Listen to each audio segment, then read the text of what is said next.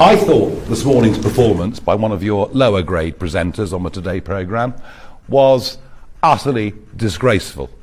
I think to frame a question around the leader of Reform's relationship with Hitler, which is how she framed it, was despicable, disgusting, beyond belief.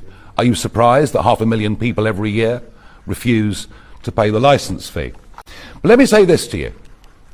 The double standards and hypocrisy of the BBC are absolutely astonishing. At the time I was alleged to have made these remarks, one of your most popular weekly shows was the Black and White Minstrels, right? The BBC were very happy to use blackface. Oh, and not just in the Black and White Minstrels, you did it in It Ain't Half Hot Mum as well. And what about Alf Garnett?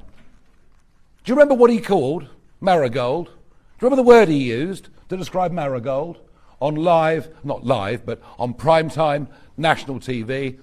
I better not repeat the word, otherwise you'll all use it and say that I used it. Homophobia? It ain't half hot, Mum? Are you being served? Oh, and what about Bernard Manning?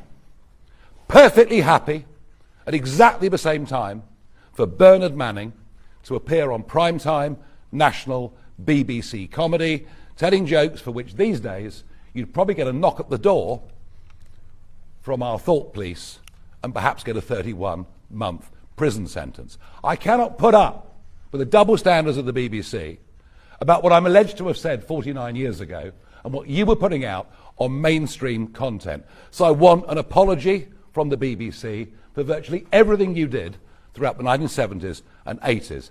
And I will respond to your direct question. I've received many letters over the course of the last few days from people that I was at school with. This one I think is particularly relevant. I was a Jewish pupil at Dulwich College at the same time, and I remember him very well.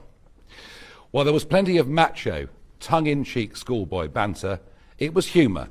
And yes, sometimes it was offensive, rather like most of the BBC's output, but never with malice.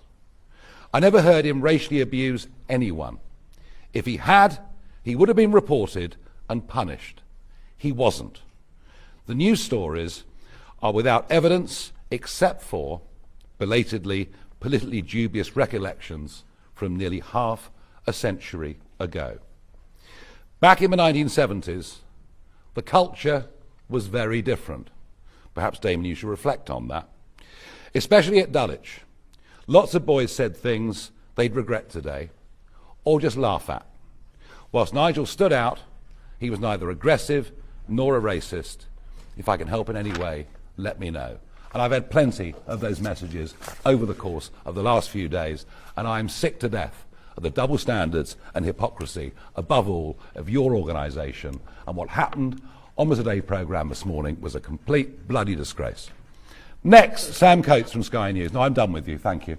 My question was, he said they were lying. I mean, it sounds like Sam Coates from Sky. I'm really, until you apologise for all of your output, your appalling output, at the same time that I'm accused of saying these things which I deny, I'm not speaking to you. All right?